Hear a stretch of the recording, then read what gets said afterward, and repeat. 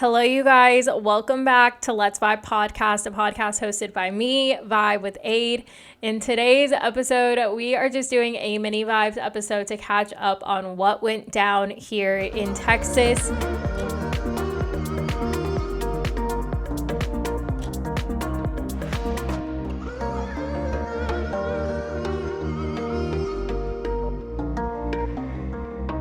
The Texas winter storm that came through was a big thing I was not expecting to come into my life.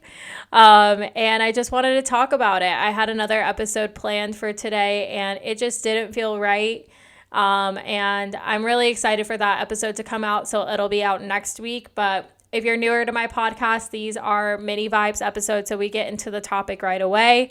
Today, we're going to be talking about my Texas winter storm apocalypse I experienced. It was just like nothing like anything I've ever experienced before, and it was very scary.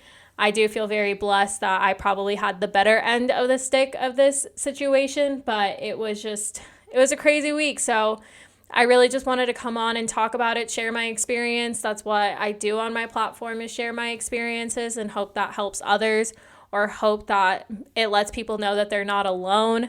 As I took this past week off to decompress and kind of process everything that happened, I wanted to just wait before I posted content about it. So this is what we're going to be talking about today. For my fellow Texans who also went through the same, I am here for you. It has been an absolute crazy time. And to my non-Texans, hopefully you can learn a little more from me and what I experienced in case you ever have to experience the same, because I took so many lessons from it. So just jumping right in, I'm going to set the scene. I thought it was going to be a really cute week. I just thought we're going to get snowed in, no big deal. Chase had come over for Valentine's Day weekend, so him and I had been hanging out. We had such a good Valentine's Day. I made him dinner, and he made a little bit of that dinner, and we just really enjoyed our time together. And I anticipated that he might have to stay with me Monday, because if we get snowed in, he can't drive on ice, that kind of stuff. So we were kind of anticipating that. We had gone to the grocery store on Saturday and gotten some stuff. But we weren't anticipating what was about to happen. And so I work from home, he was going to work from mine, and all that was going to be fine. And so then we wake up Monday at 2:30 in the morning randomly. I think Chase had to go to the bathroom or something. And I'm like, wait, is the power off? Because I noticed that my windows were really dark. My room was really dark. The humidifier wasn't running anymore. And he goes to the bathroom to turn on the light, and the light didn't turn on. And we were like, okay, no big deal. I had lost power, I think sometime last year too, at my apartment. So I was just kind of like, all right, I have some candles, I have some stuff. No big deal. Hopefully it comes back on later today. So he comes back from the bathroom. We go to bed.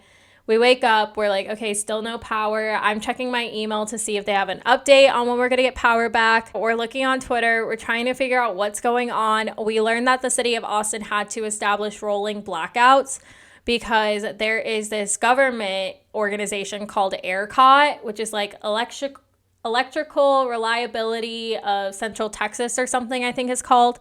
And they basically manage where the electricity goes throughout the state of Texas. Because I learned Texas separated from the east and the west grid and decided to be their own grid power system. I learned so much about the grid system, you guys, in this past week. It was absolutely crazy. And that was a long time ago, but it was affecting us now because Texas is on its own. It's not following federal regulations. It's a little bit more deregulated by them being by themselves. But what that also means is that when we go through certain things, we can't rely on any other grid's power. We have to rely solely on our own power in Texas. And so we find that out that we're having to do these rolling blackouts for Austin. That was put on by ERCOT, basically saying that we had to do this. And so we're like, okay, but it hasn't been rolling. We've been out of power since 2 a.m. It's now 7 a.m. And a lot of the tweet responses were saying that. And so we were just kind of all right, let's just bundle up. We don't have any heat. We don't have any power. So let's just bundle up. We have some water. We have some food, but not really. And so we were just kind of like chilling on my couch. We were bundling up. It was starting to get a little cold in my apartment, and that was when I learned that my apartment is very poorly insulated, you guys. It was getting really cold in there. Chase and I were just like bundling up. I was putting on more layers, and it was just crazy. And so we were sitting there just kind of on our phones, trying to pass the time by, trying to just get some updates because we didn't know what to do. Like, it's a Monday. We were supposed to be logging in for work. You know what I mean? And all of a sudden, we're sitting on our couch and we hear this woman go, "Oh, there's a fire." And we were like, "What? Like, what do you mean?" And we thought maybe that someone had put up a bonfire outside or something. I don't know what we were thinking. We were thinking maybe because there's no power, like, oh, like we could just like maybe someone put a fire up or something and we could go bundle up near that. So we walk out on the balcony and the woman's like, "Yeah, look, there's a fire." And it's this building right here, you guys. Like, I can see it outside of my window. And it's crazy looking at it now. But we look to our left from the balcony, and coming up from one of the chimneys, it's completely blown off and there's just fire coming out of it. And we were like, "Oh my God, like, I wonder what happened." Like, I have a fireplace in my apartment, but I don't have any wood. So we just like couldn't even make a fire. But we were like, "Oh my God, what if someone made a fire and it just like got out of control? Like, I hope everyone's okay." And some of the neighbors went to go knock on the door. No one was answering. They went to go knock down the door. Like, no one was answering. Then they started evacuating everyone in the building. The cops and firefighters show up like 5 minutes later. And we just start to see this fire just like completely take over this apartment and this apartment building. And so Chase and I were just sitting outside watching this all happen. We weren't in my apartment because once we started seeing that fire get bigger, we were like, okay, we don't want to be here in case it jumps over. And so I was like panicking because the buildings aren't attached, but there's a bunch of like dry wood and trees in between. So I was like, oh my God, what if something happens where like the fire jumps over or something? Like, I started freaking out. And so the firefighters get here, they try to get water from the fire hydrant, but it's frozen because we had to drip all our faucets to make sure it wasn't frozen. But like, I didn't think about this, like what happens when the fire hydrant, like the water is frozen or the pipes are frozen for the fire hydrant. Like, I was just like, oh my God, like I didn't even think about that.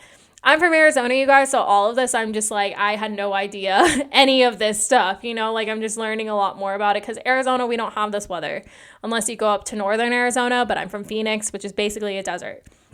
And so 3 fire trucks come and they ended up using their own like water reservoir, I guess, in the fire truck. And so each fire truck is on like each side. So there was one on the left-hand side, there was one in the middle, and then there was one on the right, just trying to combat this fire. And once they finally got it going, it was like very slow process to get this fire going because it was spreading so fast. Like, the apartment that is front facing wasn't on fire when it started, but after that, like, that apartment is completely unlivable. The roof came down. I saw a photo on the news. Someone got like a drone photo of it. The roof came down. Even the back apartments were affected. I don't know. It started on the 3rd level, so I don't know how much it like trickled down to the other apartments. I just know it was spreading down that hallway basically. And so I feel so bad for that people. Like, literally, as I'm recording this, I'm seeing people come in and out of the building. They had to do a fire investigation for everything.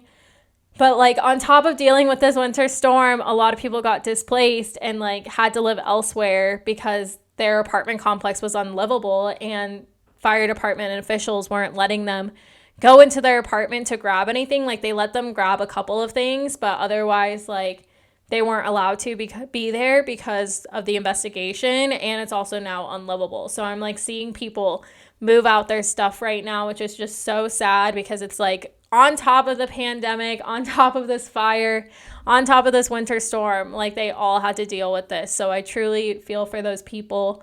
I saw a couple GoFundMes that I shared of some people that got displaced, but it ended up going down and ended up going away. I think Chase and I were out there for about 3 hours in the freezing cold, and that's when we were realizing, like, oh man, it's really cold. there's a lot of snow and ice and everything like that. And so we go back inside. We finally get like the okay that it's safe enough for us to go inside. And we just start bundling up again. And we're just like realizing how cold it is. We're also very hungry. We didn't really have any meals prepared or any non-perishable food prepared or anything like that. So we were both getting very like hungry and tired. And we end up deciding to try and leave and figure out what's open. And so we did just like a very small drive around the block. And that was Chase's first time ever driving. And it was very on ice. And we were both freaking out, but he went very slow. He did a very good job. The only thing that we could find that was open with food was a Home Depot. So this is like around 6 o'clock on Monday, and I literally feel like we're in a movie, you guys. Like, it just felt so surreal watching like the apartment building go up in flames, having to deal with all the snow and ice and like no power, and then like trying to find food. Like, there was people at this Home Depot trying to just get whatever they could to make a fire, like anything like that. And so we ended up just going into Home Depot and getting snacks. And that helped. And then we came back and the fire department was still washing down the apartment just to make sure that there was no other like fires or anything like that. And that was like at 6 o'clock, 7 o'clock, I want to say. And they were doing that until like 8 o'clock, basically. So it was a crazy Monday, and I had my first breakdown that evening because I was just like, I don't know what to do. Like, we have no power. Like, I feel very anxious. All the food in my fridge is probably going to go bad. Like, all the anxious thoughts just, like, weighed down on me after that drive that I just, like, overflowed. It just overcame me, basically. And I was just like, oh, my God, like, we're in this. Like, I don't know how long it's going to take. Like, they're saying that they're going to be able to restore power.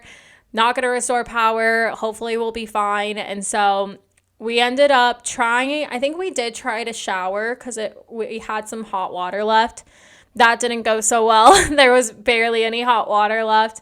And then we were just like, all right, let's just bundle up. Chase had to wear some of my clothes because he didn't bring any clothes because he was anticipating leaving on Monday. So he had to borrow some of my clothes. We took all the blankets I have, which thankfully, you guys, I love blankets. Like, I own so many blankets. So we put 8 blankets on top of us. I'm not even joking. We counted it on top of the comforter. And that was just to get us through Monday. So, like, we were pretty tired. We'd gone through, like, such a long day already, and that was only Monday. And so we decided to go to bed. And we both slept, but we had to be really next to each other. Like, I was, like, really right next to Chase because that was the only way we could get body heat. And I was wearing, like, sweatshirt, sweatpants, all that stuff, and had to be next to him. I swear, you guys, it was like 30 degrees in my apartment. 30 degrees at least. Not even joking or being dramatic about it. That's how it felt. Like, if we had our hands or any body part, like our face, outside of the bed, it was freezing. Like, it was so freezing, and I was just so scared. And so thankfully, we were able to wake up the next day, and I called my mom, and she's just like, you guys need to figure something out of, like, getting to a hotel, getting to a friend's.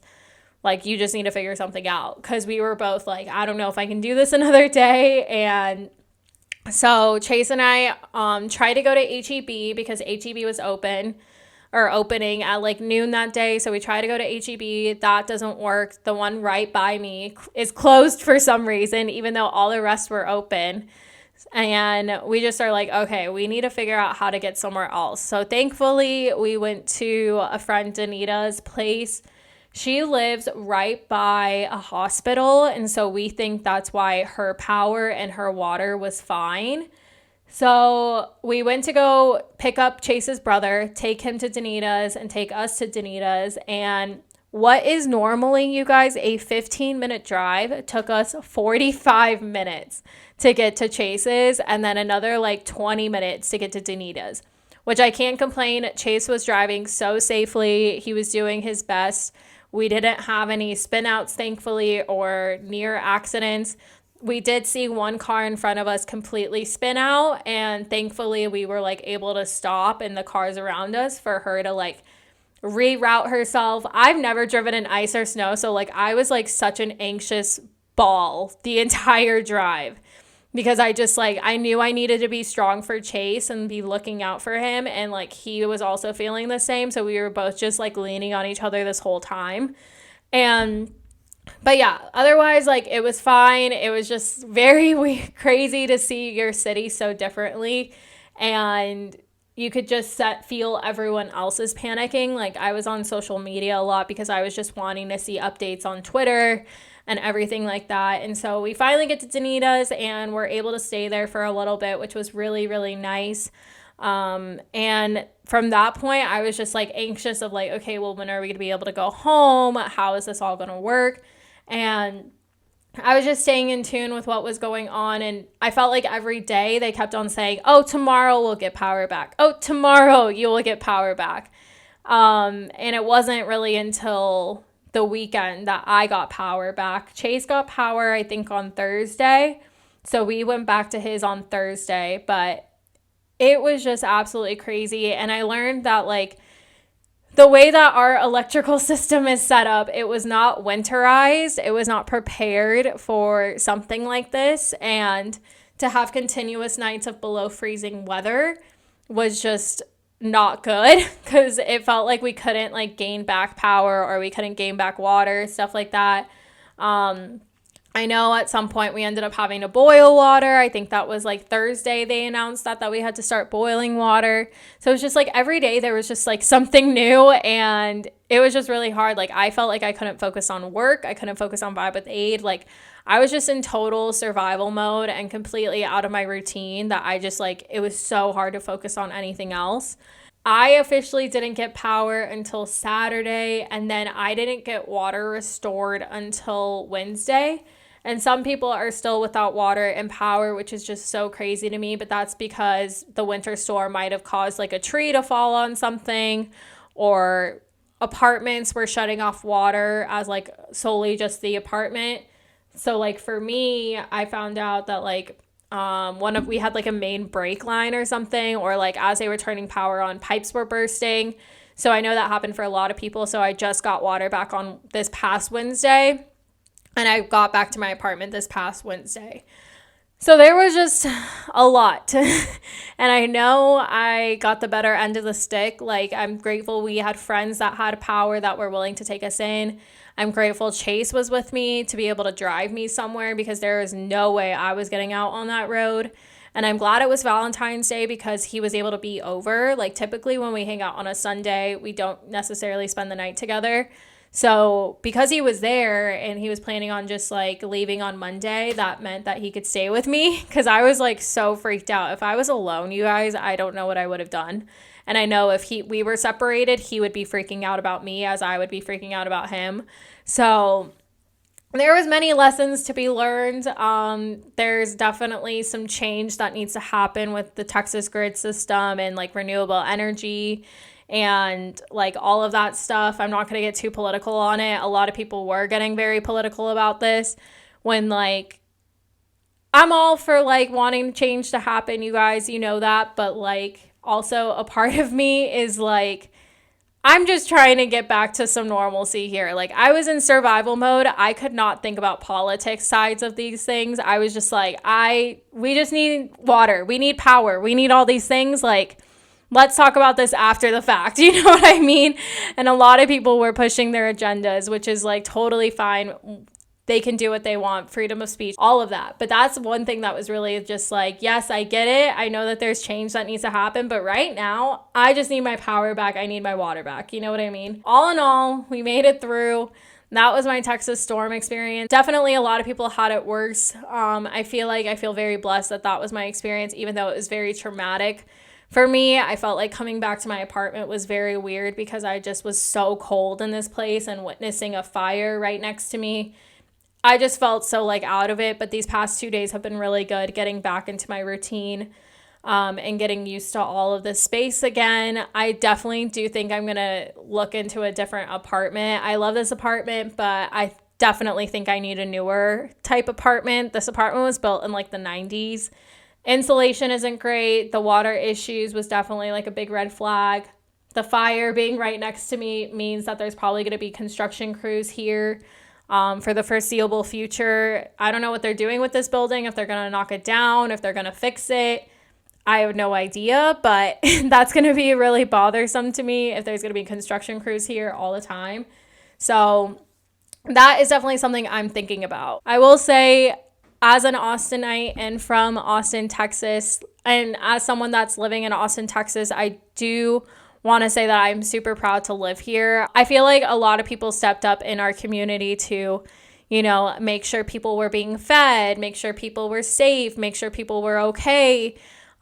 Giving rides to warming centers, whatever it may be. It was just super inspiring to see how many people stepped up to help one another out during this time. Like even Chase's neighbor, she went and got us water, and like we were able to give her some water and like stuff like that.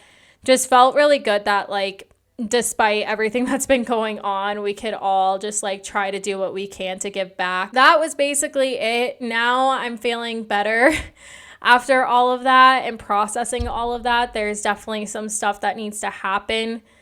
If a winter storm comes through Texas again, I will definitely not be here. I will be somewhere else. Like I will prep my place to be okay through it, but like I will not be anywhere near this place because that was just awful.